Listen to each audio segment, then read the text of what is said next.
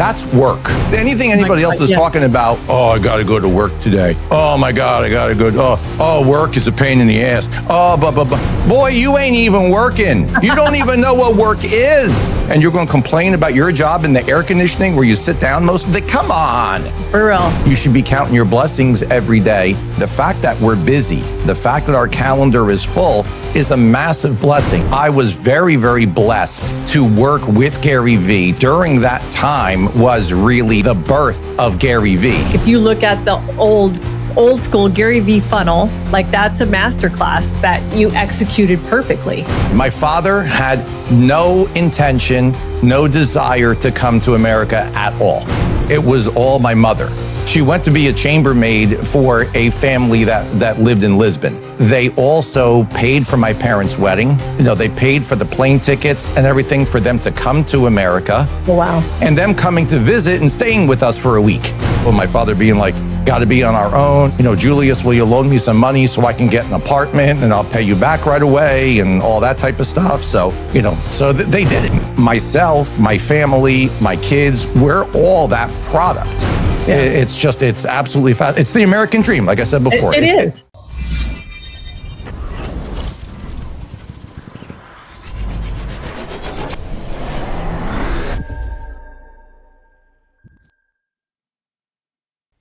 So welcome to the Social Grenade podcast, where we have interesting conversations with people in the automotive industry that may serve different parts of the industry, but we all get to kind of look behind the scenes and get to know who they are and what they do and who they serve. And today, my good friend, and I don't just say that, my good friend Frank Lopes has agreed to spend some time with us today. And I'm thrilled about that. Catching Frank is probably about as easy as catching me these days. So we're generally on a plane heading somewhere. And while we're there, we're not talking to anybody except for the dealers that we're at. So Frank, thank you for joining me today. No, it's my pleasure, Robin. I've been looking forward to this ever since we put this on the calendar way back when. And it's amazing that we can actually put something on the calendar and keep it, right? Like that's a whole other thing. Just the fact you didn't bring that part up. The fact that we can the fact that we can put something like this on the calendar and hold on to it, that's pretty much an achievement, because both of us at any moment could get a call from a dealer partner and, hey, I need help with this. I need this. I need this. I need this. And what do? We drop everything else, We drop everything else just to go. So it's going to be fun. I've been looking forward to this. And, I could give you flowers for hours. So, And I'll tell you, I have my calendar with me. I have a planner calendar with me all the time. And they're like, hey, we want you to come. And I'm like, okay, here's the 2 days that you have a possibility. Lock into that right now, because I can tell you probably in 2 hours that may not be available. Yeah. And to be honest, Robin, what a blessing. Seriously. Yeah, absolutely. Right? Not complaining at all. Yeah. What a blessing. I was walking this morning with my wife, Andrea. A daily walk is a big part of my, it's the foundation of my daily routine and everything. And a neighbor of ours across the street and over one house is getting his roof replaced. Okay.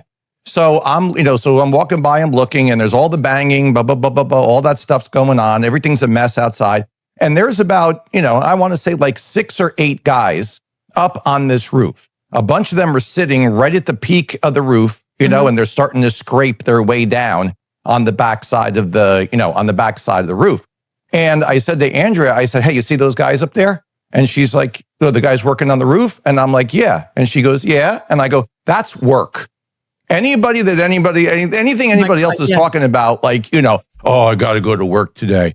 Oh my God, I got to go. Oh, work is a pain in the ass. Oh, boy, you ain't even working. You don't even know what work is, son. And you're over here complaining about the work, about going to work. How about you climb up on a roof that's about 50 feet up in the air and you start scraping, and there's no ropes, nothing holding on to you, anything like that. It's got to be 120 degrees up there, and you're going to complain about your job in the air conditioning where you sit down most of the day. Come on. For real. I used to, I don't tell people this a lot because I just don't go back that far. But back when Shasta was 1, my dad had a detail shop and he only detailed semis.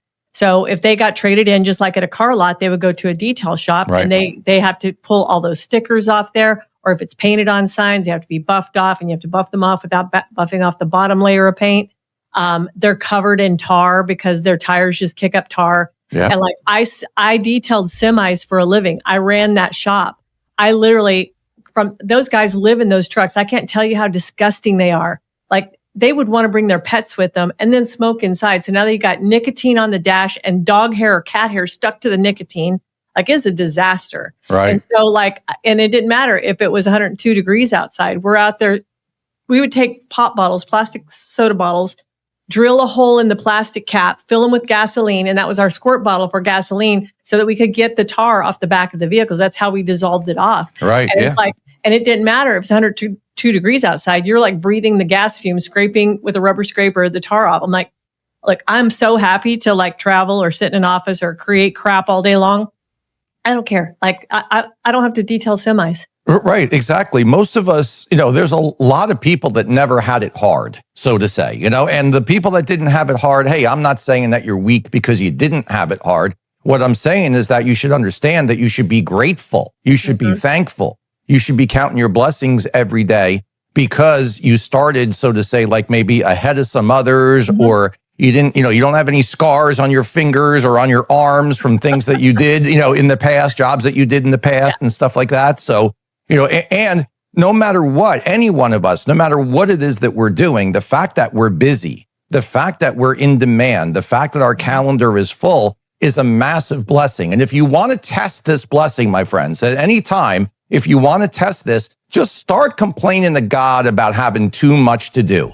Go ahead, give that a try. Start complaining.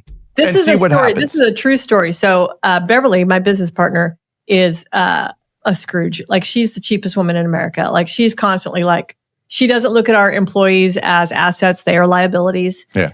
I mean, but we don't let her out of her office much. We don't let her interact with people. Like she's the bean counter, right? So like this much money's coming in, that much money's going out. Why do we have this many employees? Why do we have people doing this thing? It's constantly that. And so we had some referral partners that were sending us a ton of business, right? And we're paying them referral money every month, blah, blah, blah, blah, blah. And she's like, oh my God, I'm paying out so-and-so more money than I pay myself every month. But she griped about it for so long that all of those clients went away and she didn't have to pay them anymore. And I'm like, are you happy now? Or would you like to have those clients back and pay that $10,000 referral fee a month that we were paying? Are you happy? She's like, I'm never going to say a word about it again. Right, exactly. Be careful what you wish for because he's listening and he's probably going to give it to you. He's probably going to give it to you. And then you have to go back to him again and say, oh, I made a mistake. I shouldn't have done blah, blah, blah, blah, blah. Man, don't even bother. Take it from us. We've already made the mistakes. Absolutely. I sit back and watch her just self-sabotage. I go, okay, you're going to regret saying those words because, if that $100,000 worth of business a month was costing us $10,000, that's cheap. Yes. Whatever. Yeah, for sure. Okay. I want to talk about because we do travel a lot and I've kind of missed it lately. I haven't seen your Sandman post lately. Well, there's a couple things. Number one, I'm not flying as much as I have been in the past. Okay. Thank God. This doesn't mean that I'm not traveling as much. This does not mean that I'm not in front of business, in front of new business or dealer partners as much as I have in the past. I've just been blessed. God's blessed me with more dealer partners that are within driving distance of my home, you know? And not only has he done that, but he's also taken a bunch of my dealer partners now and clumped them together. So instead of having one dealer in Kentucky, one dealer in Houston, one dealer in Charlotte, now I have 3 or 4. So when I do go someplace, I'm there for a week at a time, and I'm able to visit everyone at one time. So, I think he did hear me say, God, I wish I didn't have to fly as much, So, there's only 3 answers to prayer, right? Yeah. That's it. Just like, yes, not now, or, hey, wait a second, I got a better idea. Yeah. So, okay. So what was his better idea? I'm going to give you some more business, some more dealer partners close to other ones. And then you can just make one trip, see 3 or 4 people, and then come home on one trip. So I'm very, very thankful for that. Very thankful to be in demand. Sandman posts, they kind of went by the wayside. I mean, it's almost as if they had become, a trend. As soon as I saw other people starting to post pictures of people that were asleep on planes, then I was like, all right, this is over. Like, this is done. This isn't fun. No, this isn't fun anymore. And to be quite honest, after a little while, it wasn't fun anymore. I had to switch to something else. Yeah. It's funny because I think about sometimes I think about your post and I think about how accurate you are whenever you post. And I think I mentioned it to you even a couple of years ago in ADA, and you weren't there, but you were brilliant in the fact that you started posting all of your NADA interviews that you had done the year before. You started posting those again. And so it looked like you were there. It looked like you're live from NADA, and because you're dropping them all during NADA. And I was like, that was brilliant. Because I'm like, I don't think he's here. Where is he? And they're like, oh yeah, he's here. I saw his post. And I'm like, I don't think he's here. Yeah. The amount of people, Robin, that texted me during NADA and were like, hey, can I get on? Hey, I can be by at 11:30, you know? Epic BDC is a proud sponsor of the Social Grenade podcast. Tune in.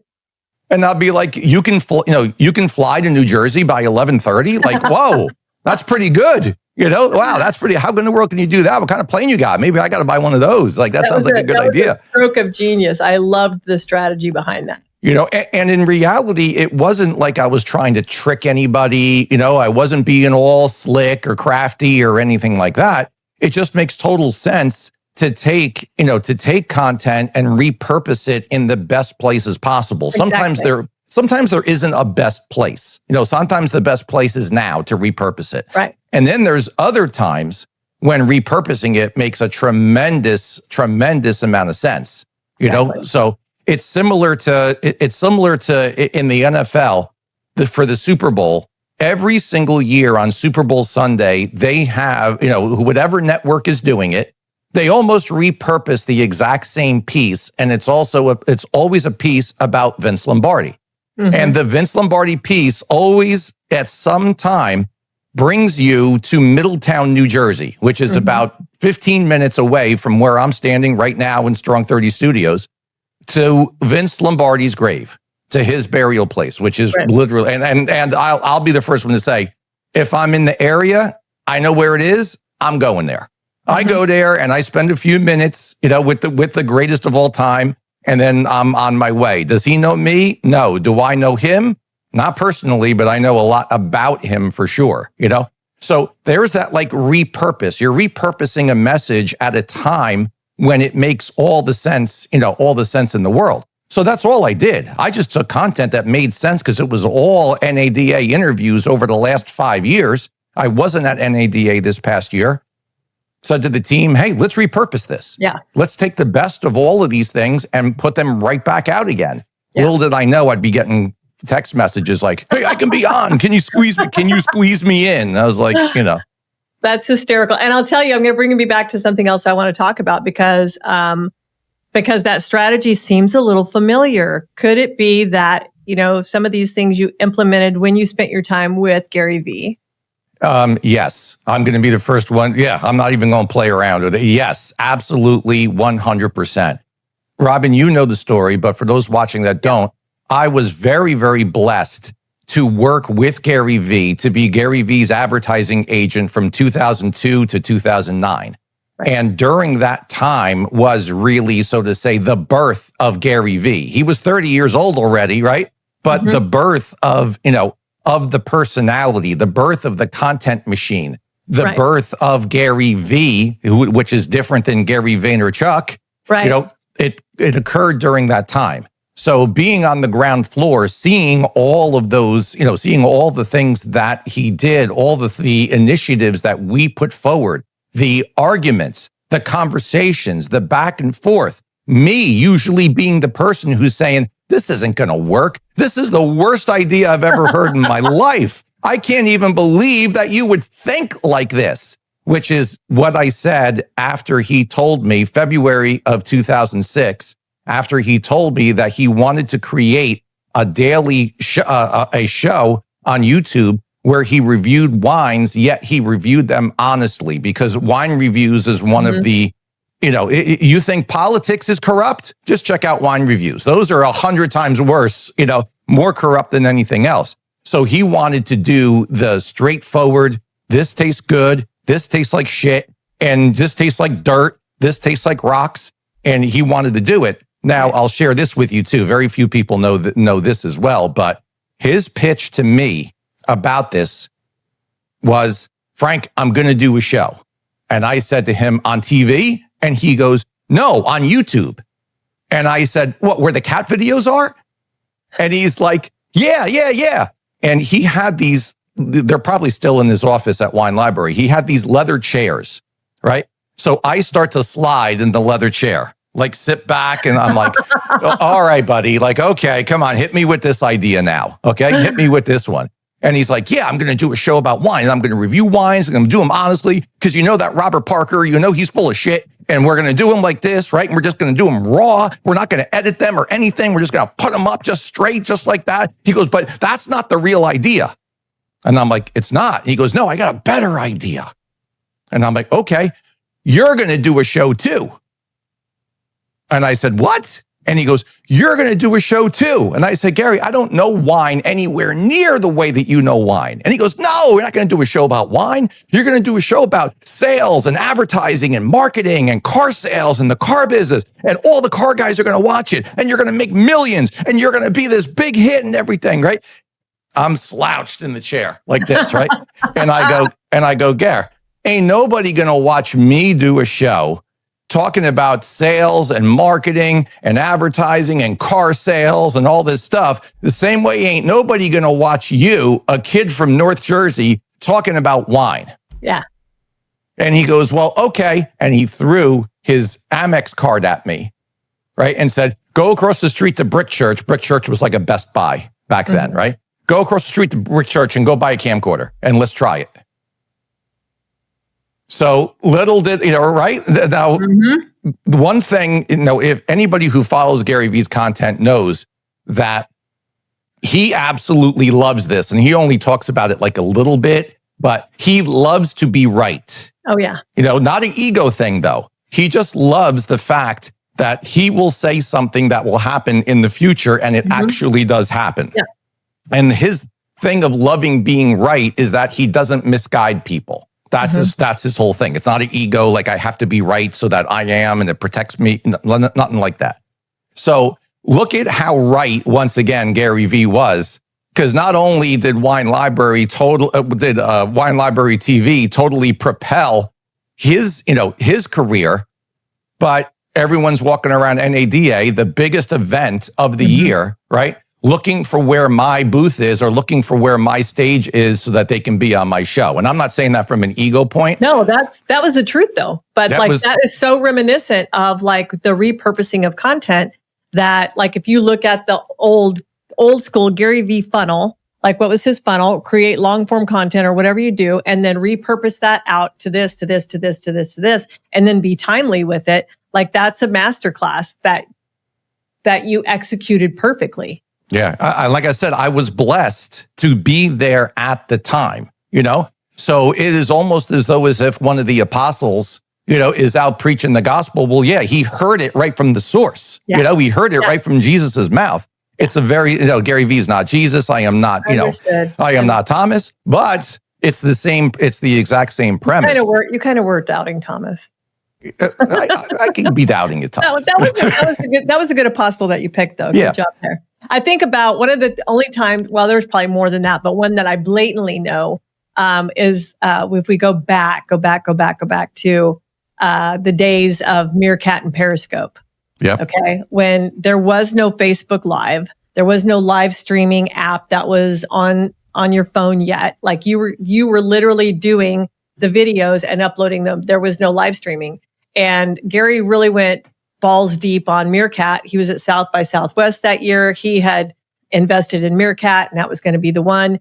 And before Meerkat could get launched, Periscope launched, and their ranking system that works within, like, Meerkat didn't have access to the ranking system to be able to push. And then they partnered with Twitter. So you could literally... The I'm a Car Chick podcast is a proud sponsor of the Social Grenade podcast. Listen now. Say that you're going live on Periscope, and all of your Twitter followers would get a notification. And it was so fast that Meerkat was dead. Yes. And Periscope was live.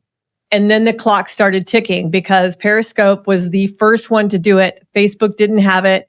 And Zuckerberg is busting his ass to get Facebook Live rolled out. And most of you people who are watching this may not have even been on social back then. But the thing that happened was, as he got it built out, like they call it scoping. Everybody was scoping. They're putting out a scope, right? Like they're live streaming stupid crap all the time. Like you're watching them live. Like it was crazy. And then, so at first when Facebook rolled it out, they rolled it out to influencers and celebrities would get the little red button, right? Like you'd open up every day to see if you got it. Well, they were smart enough to know that if we roll it out to all 3.2 billion users, it's going to crash our infrastructure. They're never going to hold up to it. So they rolled it out in smaller pieces. And like, you're just waiting. Like I even created a different Facebook page that was like a business coach or whatever, just so I could see if I could get it first by having that in my title. And then I think they rolled it out like I would say probably it started slow, like 100,000 people to 500,000 people. And then as soon as it was fully functional to everybody on Facebook, Periscope went by the sidelines. Right. Like, done. It was gone. It was done and gone. And so I think about those moves. And so there's a lot of time when, I like Gary Vee's big right now and whatnot. And I'm like, it's just not in my, like, I don't care whether he says to do it or not right now, because it's not in my genre. Like I'm not selling anything or buying anything or whatever on there. So it's not my thing, but he has had his finger on the pulse of what's coming next for a long, long time. No, absolutely. And, and like I said, I was blessed to be able to be there in the beginning. And I've been blessed to be there at certain times as well. So even though we stopped working together in 2009, that doesn't mean that I don't get an occasional Gary Vee message that is like, hey, dipshit, you're doing this. You need to be doing this. Yeah. Like, how come you're not doing this? What are you suddenly making enough money? Like, and enough is in all caps, like question mark. So, so that type of thing. So, it's definitely a blessing for sure. I love that. So speaking of things, I know you had a big life event this year with your mom passing. Yes. And we all love watching the updates on your dad. I love the stories about him. And I know there's a way for you to get his audio captured at least. And I just want to hear his voice. And I think that, I know that you think that he won't do it, but there's a way for you to be stealth about it and get it. But maybe not respecting his privacy, but whatever. But like, I think that in the end, you would want to have it. So let me tell you what I've done from time to time, right? So most of his best content, believe it or not, comes out either at the dining room table or at the table at the diner, one or the other, right? Right. So when I can tell that he's getting ready, like he's getting ramped up, I will literally take my phone. So look at this. I even have a phone now with a little, with a little stand on the back of it.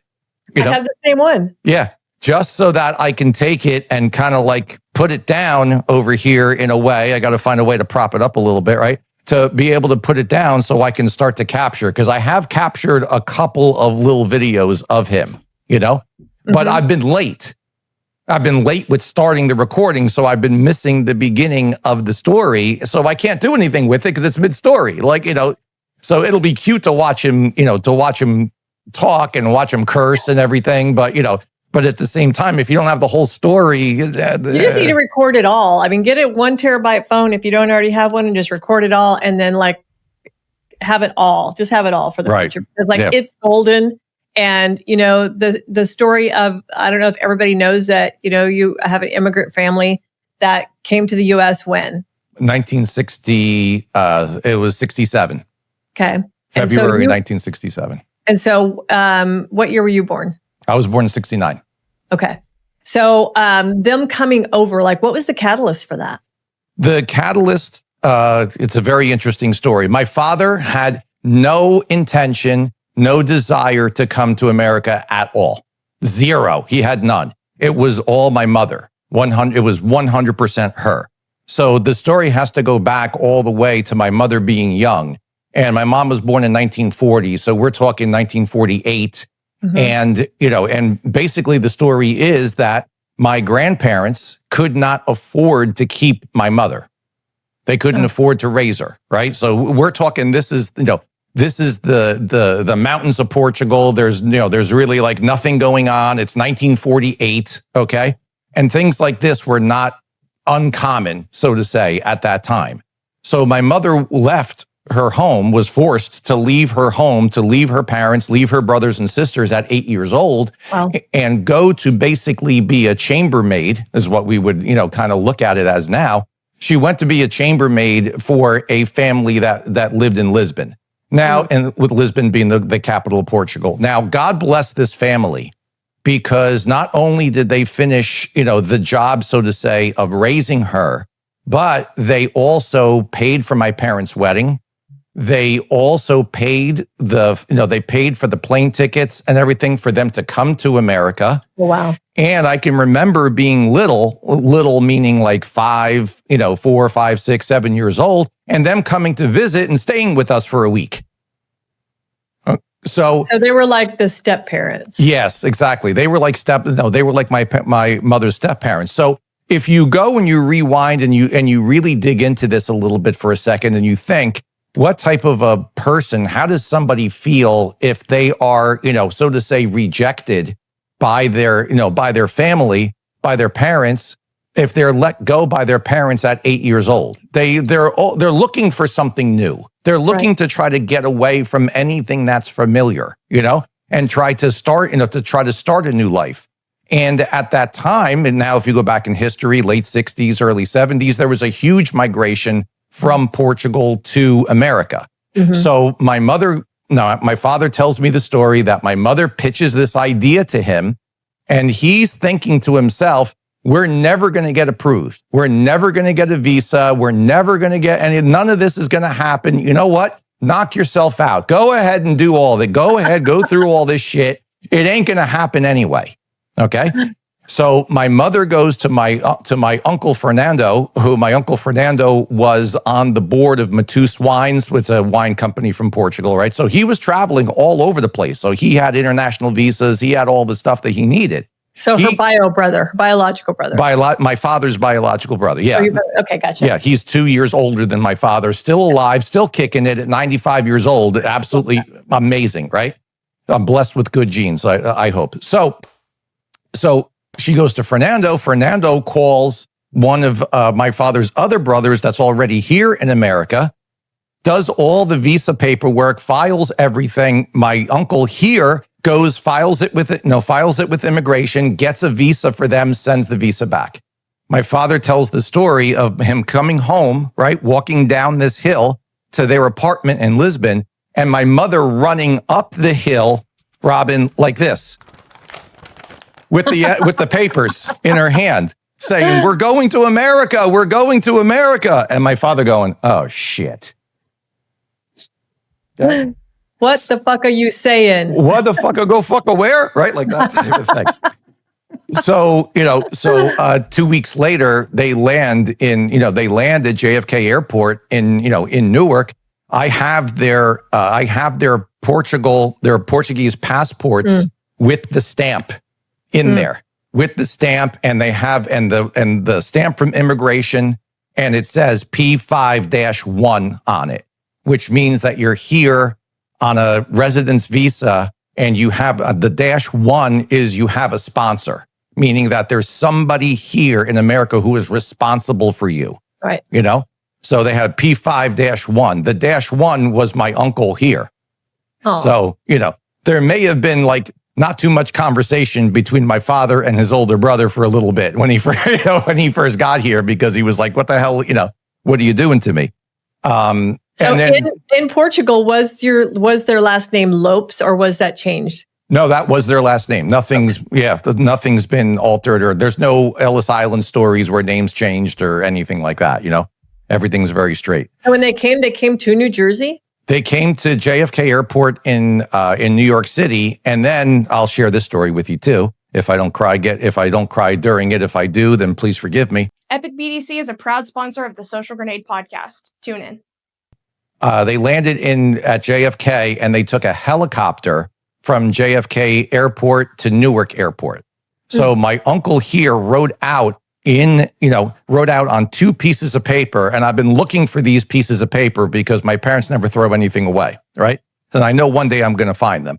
There's 2 pieces of paper, 1 piece in English, 1 piece in Portuguese, with the instructions of what to do when you land at Newark Airport, right? So the instructions basically, my father told me the instructions basically were find somebody, show them the paper written in English, which said on the paper, hey, I'm looking for where you take the helicopter from here to Newark Airport. Where's the helipad from here to Newark Airport? And then underneath it, it said, I need a helicopter ride to Newark Airport, right? To say to the person who was working there at the time, because you didn't reserve this type of stuff. There was no like online, reservations type of thing. So my father tells the story that he showed this paper to people and they're like, okay, over here. And then they go with their bags, right? It had to look like that classic immigrant story. You know what I'm talking about? Yeah. Walking with the suitcases. So then they walk over there and they show the paper. And my father says, the guy said, okay, it's going to be this much money. But he didn't really know what he was saying, but he knew he wanted money, right? Mm-hmm. So my uncle sent my father $100. And my father, not knowing how to count American money, this is where I get upset. He took the money and went like this. And the guy just took the money out. And he said, I had no idea how much he was taking.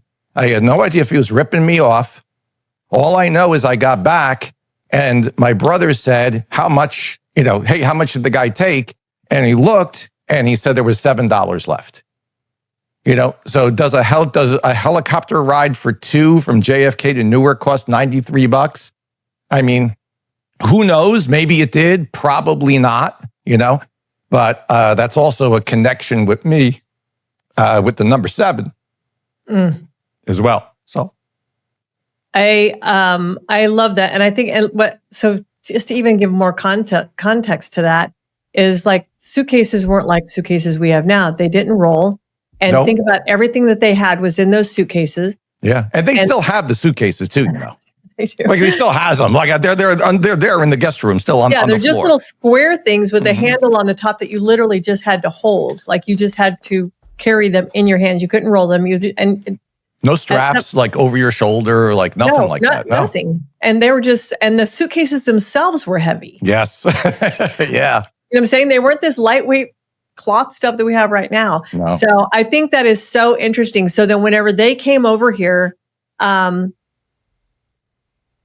did he have like a job lined out? Did they like start somewhere where like into a community that was Portuguese so that they had some people that spoke the language that they spoke? And then how did they integrate into like America? So integration for my father, by his standards, was immersion.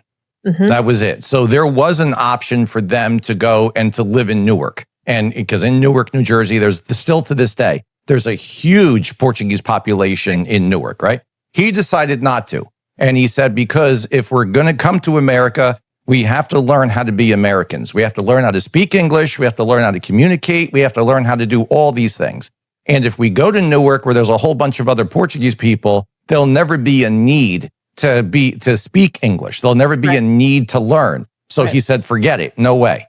So what he did was they took an apartment, which was 3 doors down from my uncle's restaurant. My uncle had a restaurant in Fords, New Jersey, downtown, right at the corner. Like you couldn't pick a better spot to have a restaurant, to be honest.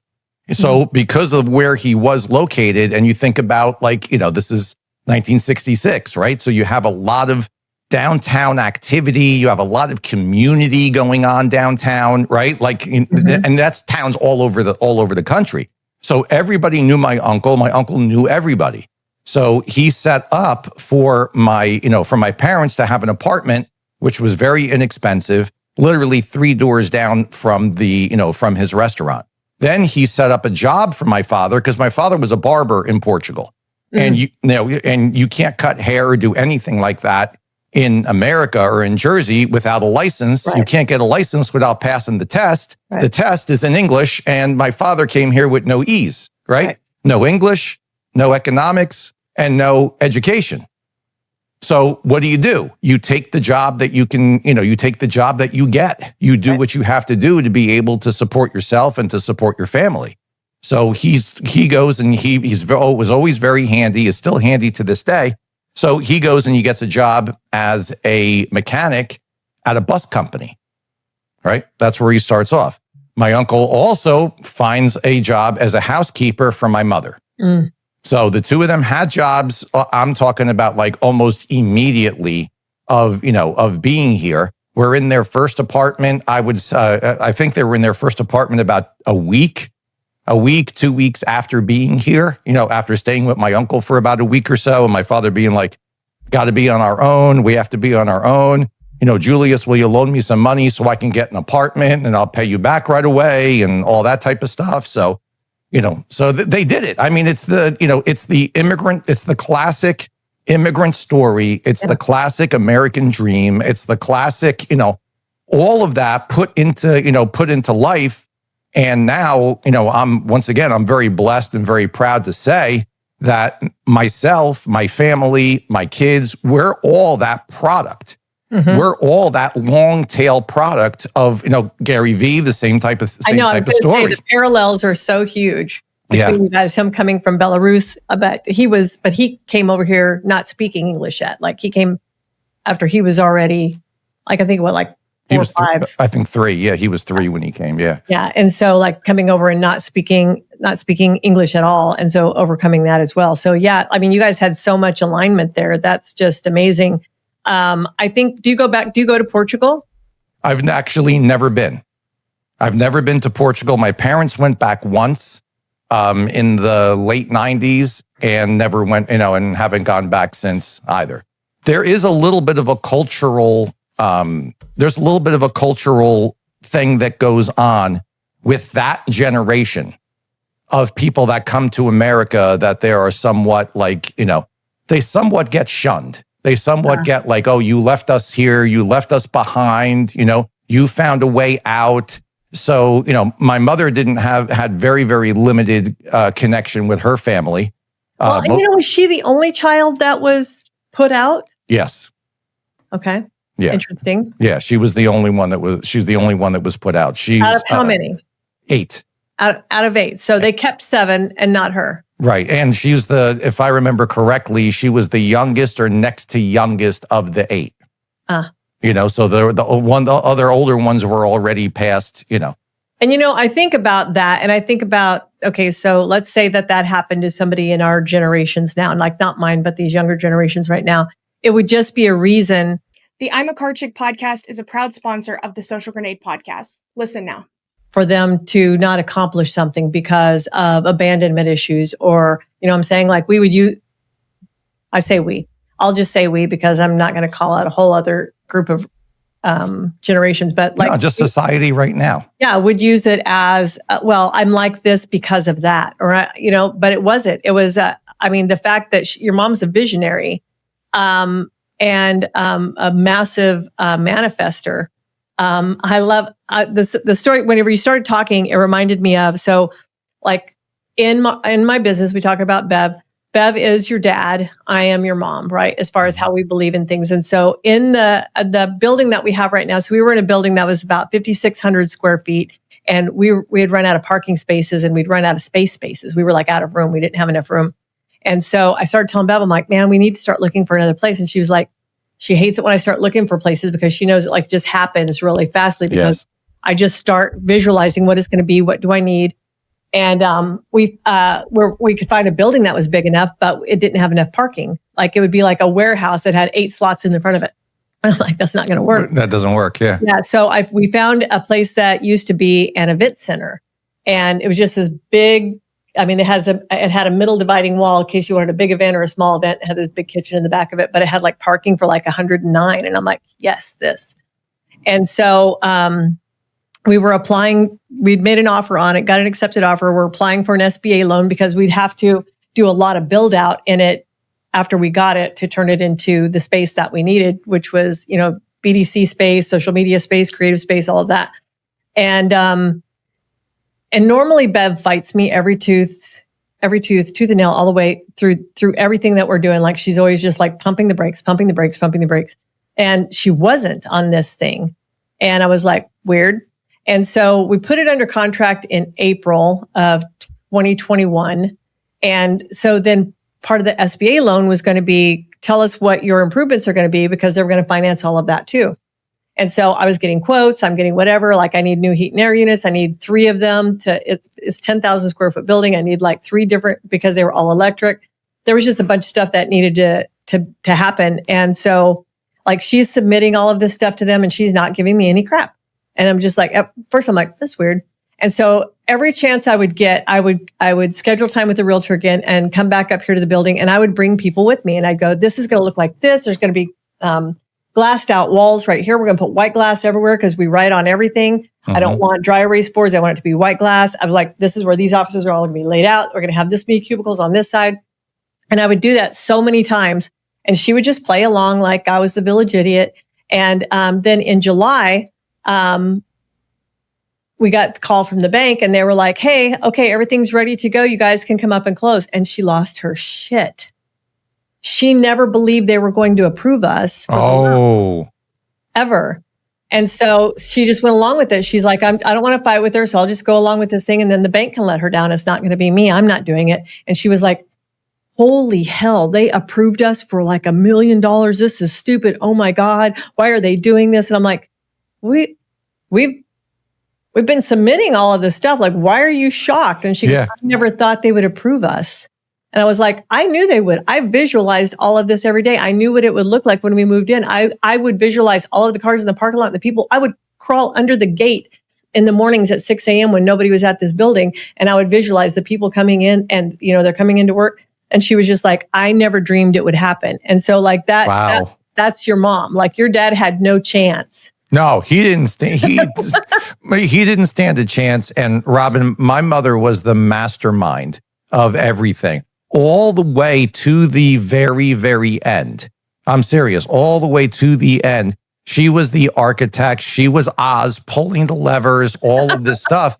And my parents never really like made a lot of money, so to say, You think about it, my father was a prep guy at the same car dealership for 34 years. My mom was a housekeeper, for the same family for 24 years, I believe. So, these are not high paying jobs. Like, let's just say what it is. But their house was paid off. Their house was paid off 10 years after they bought it. Nice. They retired with way, way, way more cash than I could even get you to believe if I told you. I do believe it. I mean, you think about the fact that you come from this lifestyle into this lifestyle, and it's like, as long as you don't raise your standard of living beyond anything else, you're just in a place where you're happy and you're content. You can raise your family and you do the thing and you can love your people. Like, what do you need all of this money for? Just right. Away. Right. So that's what they did. She socked that money away, squirreled it away everywhere, every crack, every crevice, that she could find that would fit $5. She'd put a $5 bill in it. She didn't care, And like I said, all the way to the very, very end of her passing, and then finding out that arrangements were made. Like everything was handled. Not only was it handled, but she got the primo absolute best spot in the mausoleum that she's in, to the point of where even the people at the mausoleum were like, your mom got a really good spot. Like, your mom got a good spot. Some of our team members that work for us at Strong30, they live close by, so they have other family members buried in the same cemetery. They come to the cemetery and they're like, your mom got a good spot. How'd she do that? And I was like, she bought it in 2006, So like I said, even the end is one of those, like, would you look at this? That's like, would you look at this stuff, over here, shunned by your family at 8 years old, coming to a brand new country, no English, no economics. My mother only went, I believe, to 4th grade. That was it, as far as 4th grade or 3rd grade. I'm sorry. And, and the story ends with all of this. Yeah. It's absolutely fast. It's the American dream. Like I said before, it is. It's the actual American dream live. Like, here is the example. Don't tell me the American dream is dead. You just have to work for it. You got to fight for it. Yeah. You're not entitled to it. You have to scratch for every inch of it. All right, let's move on. So tonight is, last night was like the opening game of football, kind of. That was a weird freaking game last night. It was for what I saw, it was very strange. Don't spit on anybody, okay? Yeah. Oh my God. Opening night, and like you decide to get ejected from the game. Whatever. Yeah, it was low class, and that's not generally something that you see out of the Eagles, but that was definitely low class last night. But I live in Missouri, so I'm a Chiefs fan. And so tonight is actually our kickoff of football season. We're playing in Brazil, so we're excited about that. Who's your football team? I started to shy away from football years ago when it started. I'll just be straight. When it started becoming more political than it was about the sport, I just started shying away. I was like, I don't need the messages sent. I just want to see you throw the ball. Can you overcome adversity? Can you do all of that? So I completely lost interest. The Giants were going down like there is no tomorrow about that exact same time. So I'm like, hey, let's shift over to college for a while. Let's see what's going on over there. They don't do that type of thing over there. There's no political messages over there. Let's go see how that, exactly what that looks like. Well, the fun thing is I've seen that shift in the last couple of years. Like I hate the word tolerance, but like you have to be tolerant of all of these things. Everyone's like, yeah, we're over this. We're not doing this anymore. It's not, let me push back a little bit. I don't think it's a tolerance thing, okay? Because, we know other people are going to believe certain things. They're going to live their life a certain way. And guess what? They're more than entitled to do it. That's what America is all about. Do your thing, man. Mm-hmm. You want to worship this book? You want to worship a Sharpie? Go ahead, do it. Okay? But don't tell me I'm wrong because I don't worship the Sharpie. Right. That's where it went over the line. In my opinion, that's where the tolerance thing went over the line. You want to believe what you want to believe. You want your hair to be whatever you want to do it. Knock yourself out. Okay. I'm not going to judge you. Don't judge me either. Right. That's the whole thing. And then it went over that line in sports, It did. And not I don't even know if in sports, but in football for sure. And I know a lot of people that just like you that did that same thing and went, yeah, I'm not watching NFL any longer. Stay tuned for part 2. That's very interesting to watch. Can the Chiefs come back? Whether you're a Chiefs fan or not a Chiefs fan, the Eagles owned the Chiefs during the Super Bowl. My main goal right off the bat is we're going to start with the cutest pets contest on this page right here, because everybody wants to talk about their animals. They may not talk about their kids. They may be like, I'm not putting my kids on social media. They'll put their damn dog on there every day. We'll start becoming the trusted advisors in the car buying process ahead of the game. I'm not walking into a dealership blind anymore. I'm coming in and I'm going, hey, is Jared here? I need to talk to Jared. And Jared don't know me from anybody, but I feel like I know Jared because I have consumed Jared's content for over 3 months now. You have to create the same type of feeling in the customer that they know you or they know about you. Mm-hmm. How do you do it? You do it on social media. Surmise who they are as people, what they drive, who they are. I said, now go take a picture of your hottest, freshest trade that you think fits this demographic of people who commented on your post. He had only 7 comments on that, but 3 of them were buyers. Now, another lady comments on there. She's like, Phil, call me about this car right now. It worked exactly like we wanted it to. I didn't need 1 million views.